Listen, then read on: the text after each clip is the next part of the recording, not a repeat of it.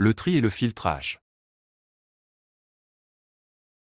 Alors, maintenant qu'on a terminé avec ces conditions, je vais sélectionner tout ça.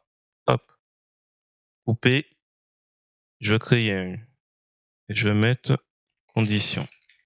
On va les mettre ici, tranquillement. Et je reviens sur ma feuille. Gravité, je vais le renommer des cyberattaques. On revient. Donc là, l'intérêt maintenant, on va passer à la suite, donc qui est les tris. Donc j'ai inséré une colonne pour ranger. Alors je vais effacer ça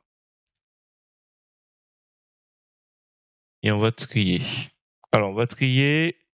Soit vous sélectionnez avec Shift, vous sélectionnez, soit vous appuyez sur CTRL étoile. Et l'idée, ce sera de voir les différents types de tri. Alors, on aurait pu trier par date d'incident. Vous sélectionnez ici, vous allez sur trier. Vous avez la même chose ici. Ce qui est bien avec cette boîte de dialogue, c'est que vous pouvez ranger date d'incident et mettre, je sais pas, par exemple, la date de résolution après, en rangement.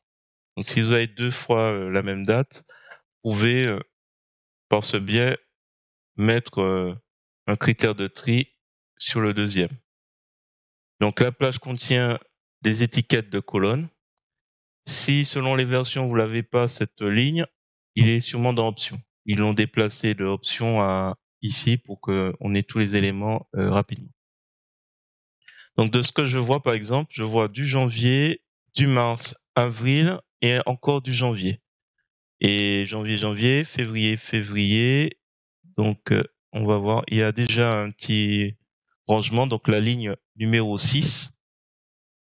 Il devrait y avoir déjà un rangement déjà plus de janvier à partir de la ligne 4. Donc on va faire OK. Donc la ligne 4, on a du janvier. Et là, normalement, il s'est mis à ranger par ordre croissant quand celui-là avait peut-être deux autres dates. Donc là, pour le coup, c'est pas le cas. Je vois pas de date similaire, mais bon, voilà. On a un tri par date. Alors on peut cliquer ici, j'avais dit. Il y a aussi ici, alors, comme d'habitude, je préfère 1000 fois aller dans le menu données, trier. Et par exemple, on peut trier par coût. Donc coût, hop, croissant. Et le deuxième peut être,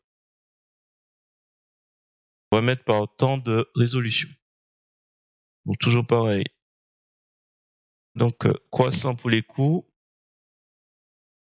On voit que par exemple, je cherche des montants similaires. Voilà. On a 750. Il a placé le temps de résolution 3 avant celui de 17. Voilà un exemple en utilisant un deuxième critère. Donc il n'y a pas spécialement de difficulté. Autre élément qui peut être intéressant. Donc là, je fais CTRL étoile. Donc il me sélectionne, on vérifie quand même un petit peu, qu'il me sélectionne bien mon tableau. Données autofiltre. Vous pouvez décider comme ça de voir uniquement, donc on décoche tout, uniquement les hautes. Tiens. Donc comme ça, on voit nos gravités hautes uniquement. Ou les hautes et les moyennes. Et ça rajoute. Donc c'est une possibilité. Alors, autre possibilité, quand vous avez ces éléments-là, vous allez ici filtrer par condition. Donc tu dis soit gravité, hop, tu rajoutes, et moyenne. Vous cliquez sur option et vous pouvez lui dire, ben tu envoies les copies du résultat. Donc là il est cliqué, hop, tu envoies les clics ici, tiens. Voilà. Et comme ça on a moyenne et haute qui sont indiquées. Voilà, c'est une autre possibilité. Hop, je veux juste. Donc comme il n'y a pas eu les éléments de formatage de tout à l'heure, Hop, je vais ajuster le texte. Voilà, bon, voilà, c'est juste histoire de. On peut faire ça et tout sélectionner pour retrouver nos éléments en entier.